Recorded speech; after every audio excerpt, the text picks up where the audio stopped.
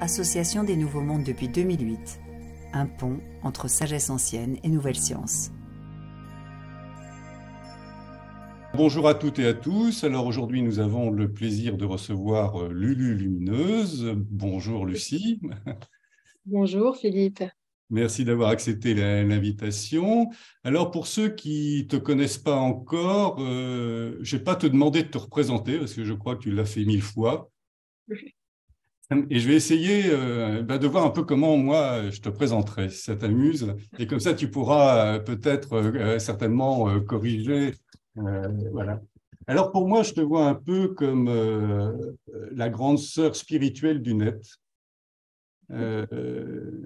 qui vient un peu répandre un peu ces messages, donc avec de la joie. Tu es aussi brillante parce que tu t'étayes, tu es douce. Mais aussi, tu as ton franc-parler, tu as ton humour bien à toi. Donc, c'est des enseignements très, très vivants. Et donc, tu es marié, tu as 2 enfants. Et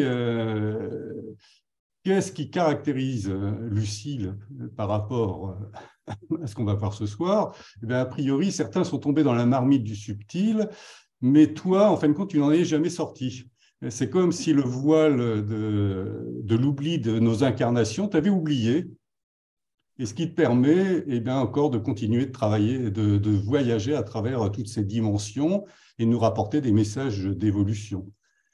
Et tu es aussi très généreuse et productive dans tes partages parce que c'est des centaines de vidéos, des livres, des cahiers pratiques, des jeux, je crois, j'en oublie, et tout est libre d'accès gratuitement sur ton site. Donc, tu es vraiment au service de l'évolution spirituelle et c'est très, très appréciable. Voilà un peu comment je te vois. Est-ce que tu as des choses à rajouter ou à corriger? C'est drôle dans ce sens-là, je trouve ça drôle. Le voile de l'oubli, j'ai quand même, il faut savoir que, euh, tu sais, même les plus grands, par exemple les maîtres des rayons comme Kuthumi ou El Moria pour le rayon bleu, Kuthumi pour le rayon jaune, je les appelle par les noms qu'on connaît le plus, mais c'est pas forcément leur vrai nom. Même eux, quand ils sont venus s'incarner à plusieurs reprises à la surface de la Terre chez nous, même eux, on passe par un voile quand même de l'oubli, mais disons que tu arrives quand même avec ta conscience.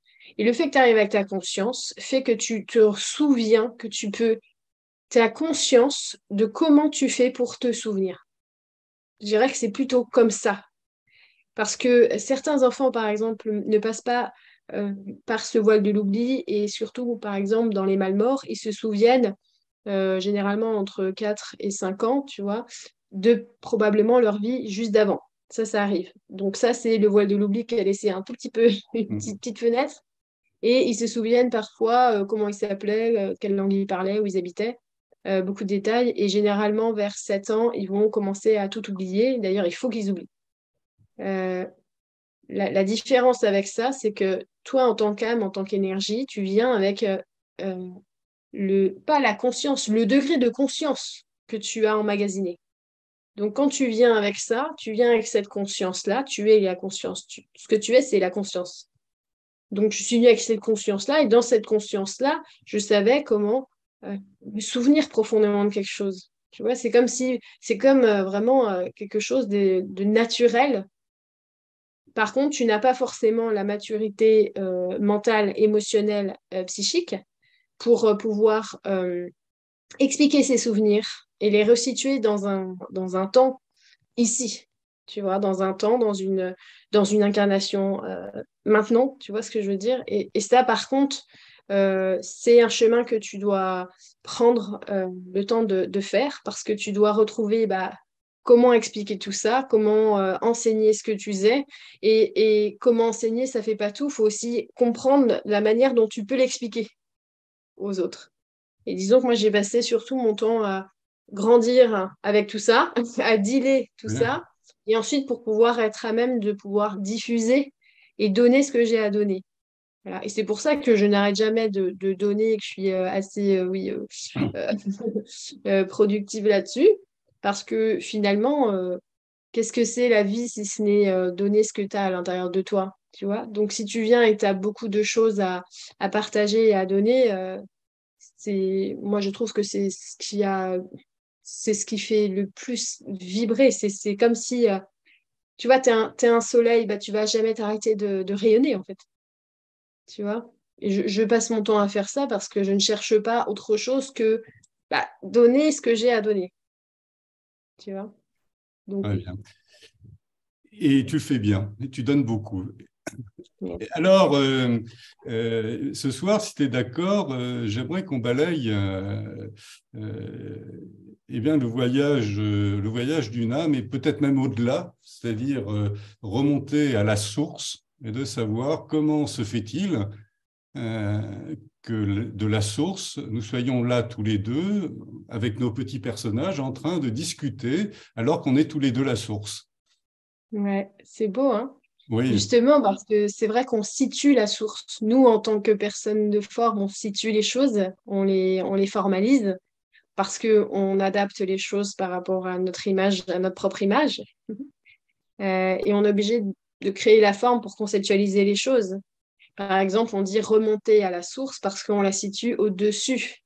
Mais finalement, la source, elle n'est ni au-dessus ni nulle part, hein. Elle est partout et elle est ce qu'elle est. D'ailleurs, elle n'est même pas définie par une forme, elle n'est définie par rien d'autre que ce qu'elle est, elle. Et donc, la source, il a bien fallu qu'elle puisse justement s'apprendre et se connaître. Et pour s'apprendre et se connaître, elle a dû créer justement un étirement, une extension, et elle a dû s'étirer pour créer la forme qui a créé différentes strates de temps et de matière à plusieurs degrés de vibration différentes pour s'explorer elle-même et pour se connaître elle-même. D'ailleurs, si on n'était pas plusieurs êtres humains sur cette sphère, toi et moi, on ne pourrait pas savoir qu'on est un être humain. Parce que si on est tout seul à être un être humain, on ne peut pas savoir qu'on est un être humain. Tu vois? Et c'est comme la source a dû s'individualiser parce que comme ça, eh bien, chacun de nous fait le travail de se connaître. Mais finalement, qu'est-ce qu'on essaye de connaître à part la conscience qui nous anime? Parce que le vrai travail de se connaître, c'est pas de connaître notre personnage, c'est de connaître finalement la lumière source qui nous anime. Donc c'est le travail de la source qui essaye de se connaître elle-même, qu'on est en train tous de réaliser. mais par contre, donc la source est donc, comment dire, inqualifiable parce que elle est rien, elle est tout à la fois. Elle est non. Si on devait la rapporter, par exemple, à un chiffre, ce serait le zéro. Ça veut dire que c'est tous les potentiels. Et c'est pas encore manifesté, c'est ça. Tous les potentiels, c'est un. Ça veut dire que la source est un, unité. Et la source devient 11, la multiplication. D'abord, ça passe de là, et c'est pour ça qu'il y a des chiffres maîtres comme ça qu'il faut Ouais. comprendre. Et c'est pour ça aussi que les mathématiques divines des Égyptiens partaient de ces chiffres sacrés. C'était justement pour expliquer la multiplication de la source. Mais la source est d'abord un, c'est l'unité. D'ailleurs, la première dimension, c'est justement la dimension de tous les possibles, de tous les scénarios. Dans cette dimension-là, tout peut être extrait, mais rien n'est déjà existant. On a des scénarios qui se créent en fonction de la vibration, on a les dimensions, les espaces. On peut dire qu'à travers les dimensions, on va choisir euh, des perspectives, des axes de développement. À travers les dimensions, contrairement à ce qu'on croit, on ne monte pas d'une vibration à une autre ou d'une dimension à une autre, on est tout ça en même temps. Mais nous, là, on a fait l'expérience de ce qu'on appelle cette troisième dimension, qui est une dimension dans une densité matérielle et physique, mais on est quand même animé intérieurement par toutes les autres dimensions. Donc, on fait quand même cette expérience-là de amener notre conscience individualisée dans ce temps et cet espace, mais pour autant, on vit aussi dans tout le non-temps et tout le non-espace en même temps. C'est ça qui est difficile pour nous de comprendre. Et donc, on est individualisé et multiplié. Comme ça, on se crée des relations et puis comme ça, on s'apprend tous ensemble. Mais on pourrait aussi comprendre que toute l'individualisation, par exemple, des espèces sur une sphère, c'est la conscience elle-même de la sphère. Ça veut dire que nous sommes la conscience de la Terre. Nous ne sommes pas simplement des gens qui vivent sur la Terre. Nous sommes issus de la Terre, à travers le cosmos. Donc nous sommes la conscience de la Terre en expression. Et le reflet de ce qui se passe sur la Terre est le reflet de la conscience que nous, on a ouvert. Regardez qu'est-ce qui se passe, qu'est-ce qu'on développe, est-ce qu'on l'aide ou est-ce que comment on la voit. Et comment on la voit, la Terre, ça nous montre à nous comment on se voit, comment on se respecte, comment on se considère. Et finalement, dans cette grande expression, c'est comme si dans tous les potentiels de la première dimension, mais aussi dans toutes les figures, tous les axes de la 6e dimension, ça c'est un peu plus complexe, mais dans les dimensions qui nous permettent de choisir justement, on va dire, des courants, Alors, on a choisi. Est-ce que tu pourrais Ouais. expliquer la notion de dimension? Parce que c'est vrai que c'est des termes qu'on entend un peu à toutes les sauces. Qu'est-ce que c'est la première, la deuxième, troisième, quatrième, cinquième, par exemple, dimension? Tu veux rentrer dans ce détail? Non, mais grosso modo, dans les grandes lignes. Grosso modo, très grosso modo, la première, c'est le grand potentiel de tout. La deuxième, c'est on va permettre d'individualiser la conscience. Regarde, tu as la première, la source. Mais regarde, quand la cellule va se multiplier, tu as la première division de la cellule. La deuxième, c'est le départ de l'individualisation justement de la source, qui va nous permettre d'être ce deux finalement. Et puis dans la troisième, vu qu'on est devenu deux et on est devenu dense, on est là, on expérimente la forme. Dans cette quatrième dimension, on est la conscience au-dessus qui sait que on expérimente dans la forme. Et au-delà de ça, dans cette 5e dimension, on est l'archétype, on est tous ces courants qui forment cette conscience individualisée qui est en train de s'exprimer dans la forme et dans la matière. Et au-dessus, dans cette 6e espace, tu vois, on peut aller très loin, on est au niveau de tous les scénarios de l'idée, toutes les idées qui vont atterrir, qui vont ensemencer. On peut regarder chaque dimension d'un point de vue de nos corps éthérés, puisqu'il nous a fallu tout traverser. On est l'expression nous-mêmes, chacun de nos corps, de différentes strates, de toutes ces strates, finalement, dans lesquelles on vibre, tu vois. Hein? Tu parles des corps subtils, c'est ça? Exactement, parce que si tu regardes, tous nos couches vibrent à une certaine fréquence, et chacun vibre dans sa propre strate. Et évidemment, nous, là, on peut voir que notre corps physique, dans la matière physique. Mais si on regarde avec des yeux qui ne sont pas nos yeux physiques, on verrait nos corps éthérés aussi. D'accord. Ouais. Et finalement, c'est vrai qu'on se perd un petit peu parce que ici, quand on veut s'ouvrir à tout ça, il faut qu'on mette une distance. On se dit, on va remonter à la source. Oui, mais pourquoi je suis descendue? Donc, à quoi ça sert que j'ai voulu expérimenter de ça? Pourquoi je voulais souffrir là-dessus? Non, c'est parce que tous les grands courants, toutes les grandes idées de la création qui étaient dans la 6e, j'ai voulu les essayer. Ah, ça fait quoi, du coup, de se sentir petit? Ça fait quoi de se sentir perdu? Ça fait quoi Qu'est-ce que ça veut dire tout ça? Tu vois? Donc, le sens, on a voulu le trouver dans la sensation. Et vivre, c'est ressentir, c'est pas que penser. Donc, on est là pour ressentir, pour explorer. Et comme ça, on harmonise chacune partie de nous par rapport à la vibration dans laquelle on est, par rapport à... Comme si... Tu sais, c'est comme si on était un énorme oignon, tu vois? Ouais. Un énorme oignon. Et ça ressemble un peu au fait de vouloir... on rentre dans une salle de cinéma, ou si on veut être un peu plus moderne, c'est un grand métaverse où on vient vivre des expériences avec son avatar. Absolument, parce que regarde, nous n'avons jamais rien créé qui n'est pas une copie de ce qui existe déjà dans l'univers. Donc quand on a commencé à parler de métaverse, c'est uniquement parce que on est déjà dedans. Quand on a créé les jeux vidéo avec un personnage qui doit monter des levels, c'est une allégorie de la vie humaine, du cycle d'incarnation. Parce que tu meurs et puis tu meurs et puis tu as encore une autre vie, puis tu peux continuer à faire le niveau que tu étais en train de faire. Mais c'est exactement ce qui se passe dans les cycles d'incarnation. Nous n'inventons rien. Nous ne faisons que reproduire, puisque toutes les idées, toute l'inspiration vient de la source qui nous a mis tous. Et vu que on a tous la même essence, eh bien forcément, ça nous parle à tous. Oui, il y a même un physicien américain qui est en train d'essayer de monter tout un système pour prouver qu'on est dans une matrice parce que la matrice a des bugs au niveau quantique. C'est comme un peu dans les anciens jeux vidéo, quand tu te tournais rapidement, le décor n'avait pas le temps de se construire. Et voilà, il veut démontrer ça au niveau quantique. Et je trouve que c'est une belle réflexion parce que déjà, réflexion, hein, c'est réfléchir la lumière. Nous, on réfléchit, on essaye de réfléchir la lumière. Et parfois, ben, on l'a tort.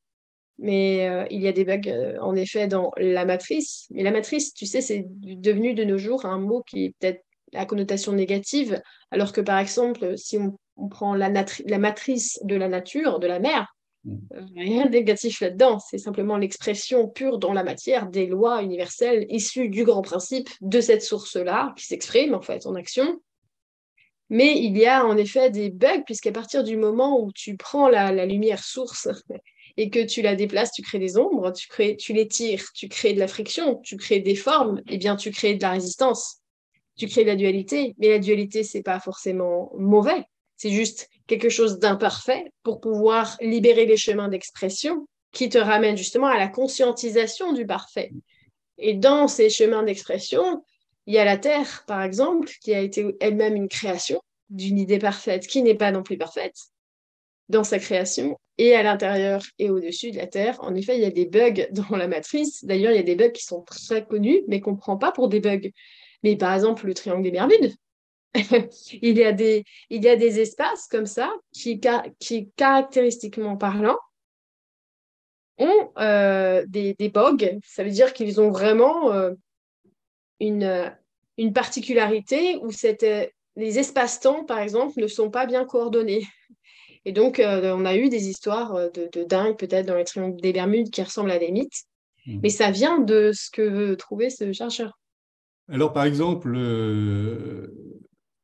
de la source, on va commencer à se manifester, on va commencer à avoir une âme qui va commencer à se matérialiser dans un corps. Alors, je crois qu'on passe de minéral, végétal, animal et ensuite humain et peut-être d'autres dimensions.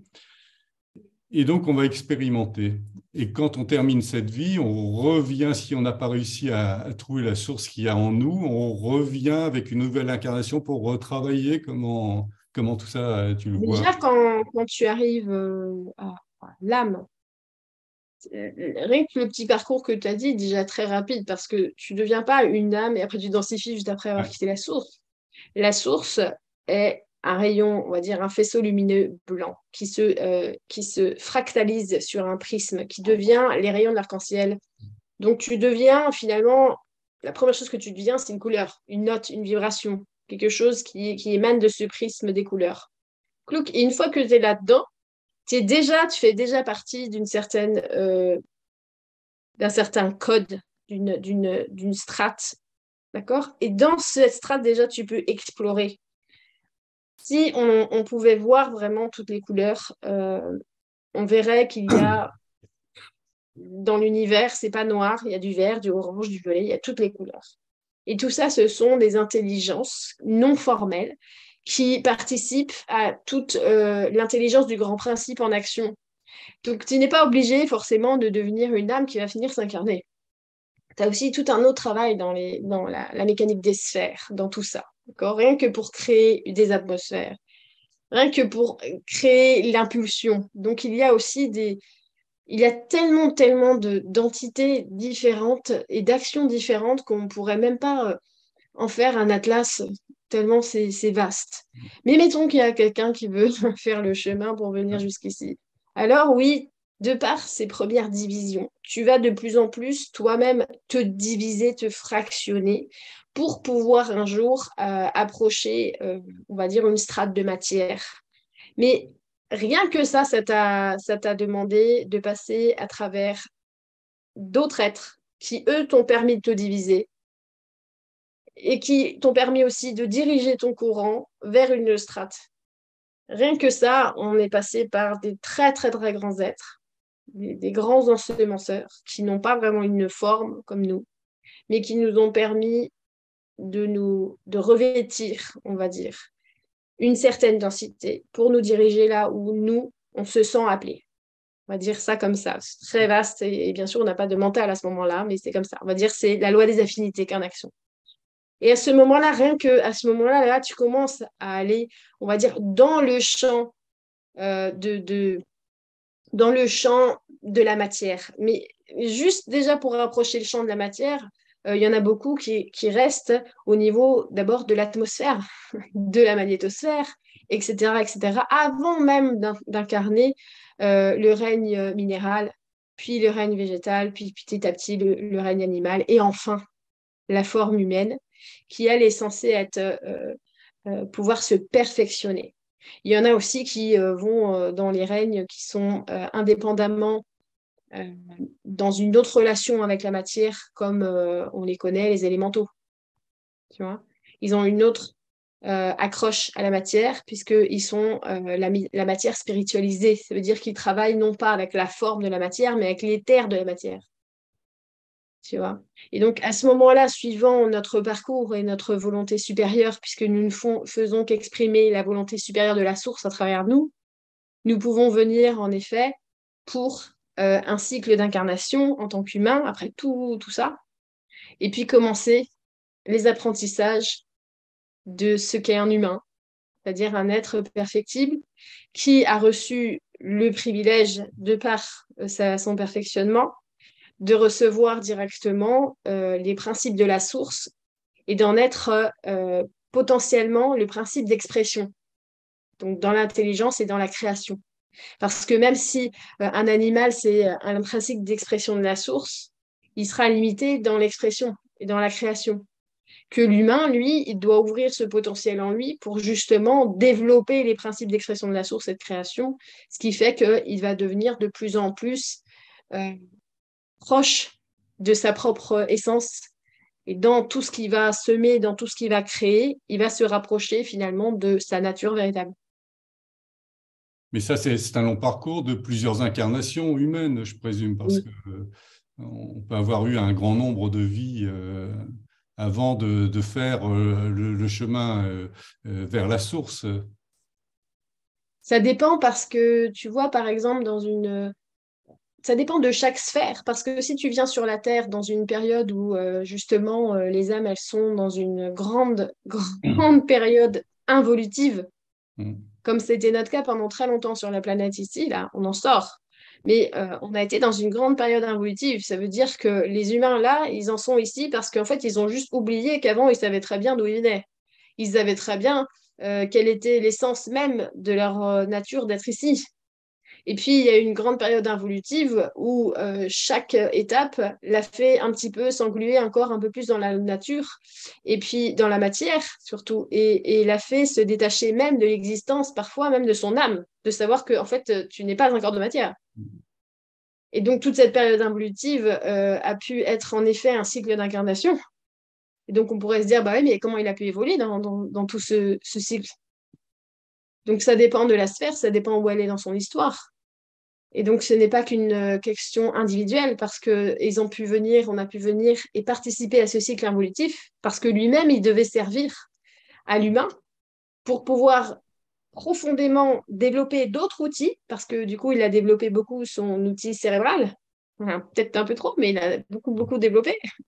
Il a perfectionné cet outil-là, cet outil qui lui a permis beaucoup de choses. Mais aujourd'hui, il doit re-rentrer dans une autre phase, en tout cas pour notre histoire à nous. Donc, on ne peut pas parler de nombre d'incarnations parce que déjà ici, c'est une révolution solaire quotidien. Voilà, c'est toutes les 24 heures. Ça n'a rien à voir sur d'autres sphères. Et puis, notre temps ici, il est limité. Tu vois, on vit à peu près 70-80 ans ici. Et peut-être que dans une autre sphère, c'est 300 ans. Et qui ne sont pas comptés pareil. Du coup, c'est très, très relatif ce qu'on dit là. Mais on pourrait dire, pour simplifier les choses, que oui, ici, une fois qu'on est pris dans la matière, tu es pris dans la loi de la matière. La loi, la grande loi qui se traduit dans la matière. Et la grande loi qui se traduit dans la matière, c'est que la dissonance que je crée un faisceau, ouvre quelque chose qui va revenir à moi et que je devrais réharmoniser, rééquilibrer. Et tout ça, ça constitue mon apprentissage. Et tant que je suis dans la déviation de ma propre énergie, quelque part, je vais me créer des difficultés inconsciemment. Mais c'est ce qui va me permettre de me connaître et ensuite de comprendre que ces difficultés me permettent de réharmoniser mon image avec ce que je suis pour de vrai.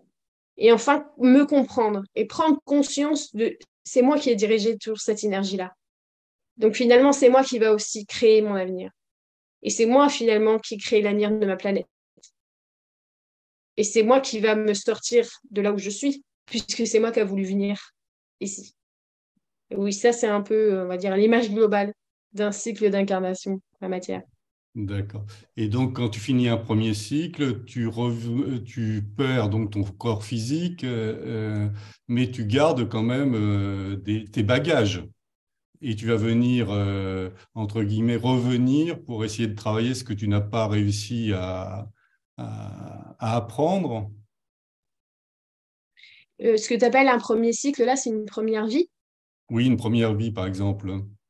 Tu finis ta vie. Alors moi, ce que j'appelle un cycle d'incarnation, c'est l'ensemble des vies. Ah oui, L'ensemble oui, des vies. d'accord. Non, non, moi, je suis, tu vois, plus modeste, hein. Ah oui, d'accord. Moi, je parlais vraiment de l'ensemble des vies. Parce Voilà, que oui, si... oui. Ouais, Donc, c'est un peu un cycle chez les bouddhistes, c'est un peu le cercle du samsara, c'est-à-dire tu tournes, tu tournes, tu tournes jusqu'au moment où tu comprends que tu es la source et tu, euh, et tu atteins la libération. c'est ça. Mais en fait, on tourne, mais on est plutôt dans une spirale ascendante. Tu Mm. vois. On tourne, on réapprend les mêmes choses, mais sur un niveau toujours plus élevé, plus élevé, plus élevé, plus élevé. Donc, on fait toujours les mêmes leçons, mais on apprend toujours un autre niveau, puis un autre niveau, puis un autre niveau, jusqu'à temps que l'on se voit. C'est ça, ce qu'on appelle l'éveil, mais c'est simplement se voir. Je me vois, je vois la conscience, en fait. Et la conscience, c'est ce que je suis. Donc, finalement, je ne suis plus ce que je crois être, ce petit moi-là. Et si je ne suis plus ce petit moi, je ne me raconte plus l'histoire. Je ne suis plus celui qui est en difficulté, la victime à qui tout arrive, etc. Je suis plutôt celui qui est en train d'apprendre. Et je suis l'instrument d'une intelligence beaucoup plus vaste qui cherche à se connaître. Et si je suis l'instrument, ben, je suis aussi celui qui peut s'accorder. Et donc, ça change totalement la compréhension et la façon de voir sa vie de tous les jours, hein. Parce que là, quand on commence à dire, on est là en apprentissage, ce qui m'arrive, c'est quelque part mon chemin et c'est souvent moi qui l'ai demandé, de façon à retrouver son origine. C'est-à-dire, on pourrait presque résumer que tout ce qui est perçu n'est pas moi, c'est celui qui perçoit qui est réellement moi. Moi, mon petit moi perçoit ce qu'il est capable de comprendre. Donc finalement, ce qu'il perçoit, c'est toujours sous le prisme de sa propre compréhension. C'est-à-dire, c'est l'observateur qui perçoit la vie du petit personnage. C'est ça. Dans une première phase, regarde, parce que là, tu arrives sur une planète où bah, on est encore en train de parler de ça, parce qu'en fait, finalement, il y a beaucoup de gens qui ne croient pas du tout, pour qui bah, c'est des balivernes. Moi, par exemple, je sais quand je reçois encore des réflexions qui sont comme si, tu sais, je suis manipulée par des forces astrales. Parce qu'en fait, il y a beaucoup dans notre truc de mythes, de croyances, et puis on mélange tout, et puis vu qu'il y a eu des vérités dans les quatre coins du monde, et ben on reprend des mots d'ici, puis de là, puis on comprend pas. Et puis au lieu de chercher à connaître la vérité qui est une, on oppose les vérités qui sont multiples et qui sont devenues parfois erronées. Et on en est encore là à essayer de comprendre qu'on est juste la source individualisée. Étant donné que les égos sont très forts, on veut savoir absolument qui est le meilleur, qui est machin, qui est quoi. Et c'est quand même ce qui est le plus difficile à supporter dans cette planète, ce qui est le plus difficile à vivre, c'est parce que du coup, ben, ça nous amène à chercher notre place. Ça nous amène à nous battre pour vivre et ça nous amène à croire que la vie, c'est un combat. Mais si maintenant tu viens sur une planète où les gens, ils ont compris ça. Et puis, on va dire au petit Philippe, on va dire, ah, bienvenue Philippe sur cette planète, bienvenue parmi nous, bon retour parmi nous. Bon, bah, c'est super, c'est ce courant de vie-là qui est revenu s'exprimer ici. On ne sait pas ce que tu as envie d'explorer dans ta vie pour cette vie-là, mais on va tout faire pour t'aider parce que ben, toi, tu portes des courants, tu vois. Et c'est pour ça que dans une époque plus reculée, on savait par exemple quelle porte des étoiles Philippe avait pris, parce qu'en fait, c'est ce qui compose les énergies de Philippe, ben, c'est ce qu'il allait choisir comme axe de vie. Et s'il s'alignait avec ça, eh bien, il pourrait justement vibrer ce qu'il est, puisqu'en fait, on vient pour amener des choses aussi, pour permettre des choses, parce qu'on est vraiment une grande équipe. Et tous ensemble, on se permet. Et tous ensemble, on peut créer des choses, on peut s'harmoniser, on peut activer chez les uns et chez les autres des choses. Tu vois, c'est comme s'il y a un arbre qui va faire de l'ombre, bah, ça va pouvoir permettre à une espèce de fleur de pousser qui ne peut pas avoir la lumière directe. Et donc, on se permet tous de s'harmoniser les uns entre les autres. Et ça nous permettrait justement de pouvoir directement écouter tout ce qui nous anime, plutôt que d'être dans une espèce de néant, de devoir chercher dans le noir ce que je suis. On lui dirait tout de suite à l'être qui arrive que bah, tu es un des courants d'expression de la sphère qui nous accueille. Qu'est-ce qu'elle va te dire à l'intérieur de toi? Tu auras envie d'aller toucher quoi? Tu auras envie d'apprendre quoi? Parce qu'on en a besoin de ce que tu as envie de faire. Et on aurait pu voir un être comme Nikola Tesla et dire waouh, tu es tellement passionné par les forces magnétiques et électriques, c'est parce que tu es venu nous apporter quelque chose.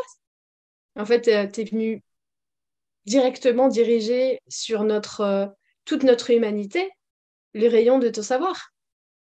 Tu vois? Ça serait merveilleux quand même d'en être là. Ça viendra petit à petit. Et donc, il y a une multitude, comme tu disais, de mondes, de vies qui se cherchent et qui s'expriment. Hein. Tout ça pour que la source comprenne son potentiel. Oui, après, il ne faut pas voir la source d'une manière humaine, hein. Ouais, C'est ouais, un ouais. principe. D'autre part, oui, ça me rappelle un peu une histoire indienne où tu avais un sage qui n'était pas encore réalisé, mais qui avait acquis des pouvoirs magiques. Et ces pouvoirs magiques, c'était bien sûr de se passer de manger et de pouvoir rester en catalepsie autant de temps qu'il voulait. Et son deuxième CDI, c'était de contrôler totalement ses rêves. Et agacé par cette vie, il demande à ses élèves de l'emmurer dans une grotte, ce qu'ils font, et ils rentrent dans cet état de catalepsie, et ils commencent à créer son rêve.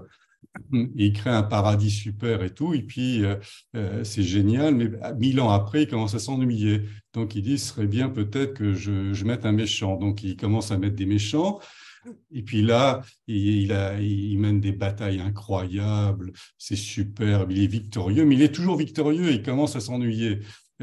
Il se dit, en fin de compte, ce que je pourrais faire, c'est recréer un monde où il y a des méchants, mais j'oublie que c'est moi le créateur. C'est Ça me une fait très, penser très un peu. belle.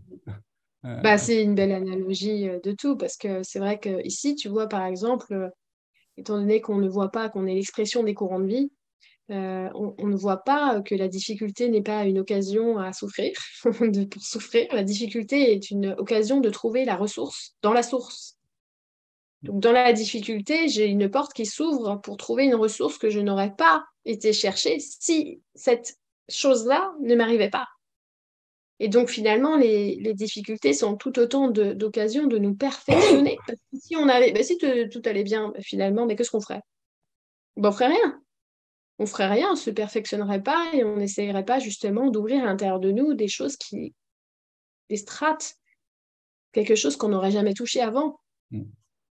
Et c'est aussi pour ça que, regarde, par exemple, tout bête, tous ceux qui essayent, on va dire, de la médecine traditionnelle, quand vraiment ils ont utilisé toutes les cartouches, ils se dirigent vers la médecine pas traditionnelle. Ils se dirigent tout de suite vers le monde un petit peu plus subtil, parce qu'ils ont tout épuisé. Donc finalement, si s'était jamais retrouvé dans cette situation-là, est-ce que se serait intéressé à d'autres moyens de guérir? Ben, jamais. Donc ça nous pousse à découvrir les choses, à découvrir l'univers, à découvrir tout. Mm. C'est justement la difficulté qui fait qu'on peut découvrir les choses. Donc il faudrait même pas souhaiter dans sa vie, oh bah moi j'ai une vie où j'ai aucune difficulté, où j'ai rien. Bah si tu veux, mais pourquoi t'es ici? Parce que tu vas apprendre quoi en fait? La difficulté, ça ne veut pas forcément dire que tu dois être amené à souffrir, mais tu peux avoir l'occasion justement de faire preuve de patience, par exemple. Une patience que tu n'aurais jamais pensé avoir. Et ça, je pense par exemple à tous les parents qui viennent d'être parents. Si on savait à quel point il faut de la patience pour avoir un bébé, hein, bah, on ne ferait peut-être pas. Mais vu qu'on est sur le coup, on est bien obligé. Donc du coup, on trouve la ressource à l'intérieur de nous. Et c'est ça qui nous permet de nous perfectionner, de se dire, mais en fait, je ne suis pas ce que je pensais être. Je suis toujours plus que ce que je pensais être. Donc, je suis limitée par ma propre conception que j'ai de moi-même. Et donc, la difficulté me permet de grandir, en fait. Ça me permet d'avoir justement une autre conscience et de m'élever à la conscience. Et c'est pour ça que la conscience m'a formée et m'a individualisée pour se connaître. Parce qu'en fin de compte, la souffrance vient qu'on pense qu'on est ce corps, qu'on pense qu'on est ses pensées, qu'on pense qu'on est cet ego. La Euh, souffrance, c'est la non-acceptation de ce qui est. La souffrance, elle a plusieurs origines parce qu'en effet, elle peut être psychique, mentale, émotionnelle ou physique. Mais disons que la racine, elle est toujours la même. Elle vient d'une dissonance, puisque une difficulté ne veut pas forcément dire être en souffrance. Donc, d'abord, une souffrance, c'est avant tout un manque d'amour, puisque je n'accepte pas ce que la conscience me montre. Je le rejette ou je m'y oppose. Et je nourris l'opposition. Et ça me fait une friction, puisque je nourris cette opposition. Parce que si je continue à vouloir avancer sur le mur, mais le mur, il va me faire mal à un moment donné. Et c'est ça quand, par exemple, j'entends, mais je me bats contre la maladie. Oui, mais la maladie, elle n'est pas là pour que tu la battes. Elle est là pour que tu l'acceptes. C'est-à-dire que c'est à ce moment-là où tu te refondras dans cette acceptation, où tu ouvriras la guérison. Mais tant que tu cherches à te battre contre toi-même, contre une part de toi-même qui est venue t'apprendre quelque chose, finalement, tu es toujours en train de nourrir cette dualité qui est en train de te créer justement une souffrance.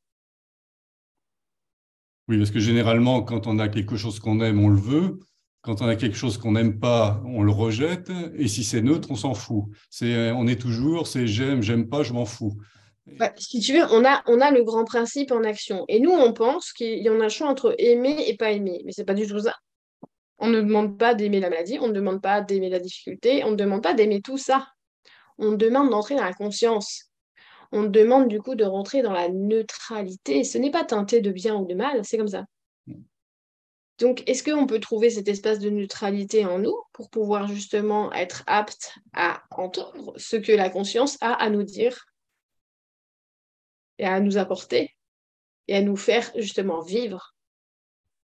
Donc, je vis ce que je suis censée vivre et je n'ai pas besoin de me dire, oh, je suis obligée d'aimer ça ou je n'aime pas ça. Parce que finalement, c'est nous qui sommes bipolaires comme ça. J'aime, j'aime pas. Mais il y a des Ouais. nuances, tu vois, et on doit entrer dans cet espace de neutralité. On n'est pas obligé de juger tout le temps. C'est ça, hein, le manque de neutralité, c'est le jugement. Ah, j'aime pas elle. Non. En fait, on peut très bien ressentir pas d'affinité avec une personne, et pourtant, bah, on s'en fiche de l'aimer ou pas. Et pourquoi on serait obligé de poser comme ça un jugement tout de suite? C'est qu'on peut rester dans une neutralité. Je vois ses agissements, je ne cautionne pas ses agissements, mais je reste dans une neutralité parce que je sais qu'il est l'expression d'un courant. Par contre, je peux moi aussi exprimer un courant. Je ne suis pas obligée de m'opposer. Je peux simplement m'exprimer. Ici, on a du mal avec ça parce que on pense toujours qu'il faut s'imposer, il faut débattre. Pourquoi on est obligé de se battre? Pourquoi on débat? Si simplement on pouvait s'exprimer on s'exprime ensemble. Ça éviterait qu'il y ait deux parties qui s'opposent. Parce que finalement, dans les deux parties qui s'opposent, les deux ont raison. Les deux ont raison dans leur perception. Donc, est-ce qu'on ne pourrait pas harmoniser leur perception plutôt et faire une unité au lieu de rester en dualité et de faire un débat? C'est pour ça qu'on pourrait rentrer, chacun pourrait rentrer dans une neutralité et être l'expression du courant, mais pas rentrer forcément dans l'imposition du courant. Et c'est ça pour permettre une fraternité. C'est ça la fraternité, c'est de permettre que chaque expression du courant peut venir teinter justement pour avoir un prisme plus étendu de la vérité. Moi, j'entends des fois, ben moi j'ai ma vérité, chacun a sa vérité. Non, non, il n'y a qu'une vérité. La vérité, elle est une, elle est unique. Mais il y a des multiples prismes de la vérité. Je reflète la vérité, mais selon mon prisme. Donc forcément, je vais dévier un petit peu la vérité. Je vais dévier parce que je ne suis pas parfaite. Je suis qu'une expression qui est en train d'apprendre. Donc je suis une expression, un reflet de la vérité.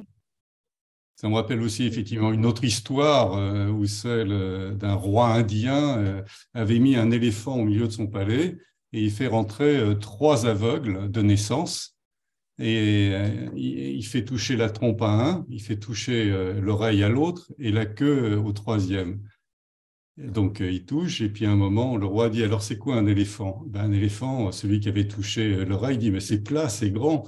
Et l'autre, il dit, mais non, t'as rien compris. Celui qui avait la trompe, il dit, c'est comme des bras, mais très forts. Et l'autre, il dit, mais vous avez rien compris du tout. C'est poilu, parce que celui qui avait la queue, c'était poilu. Ils se battent, et en fin de compte, ils avaient tous raison et tous tort à la fois.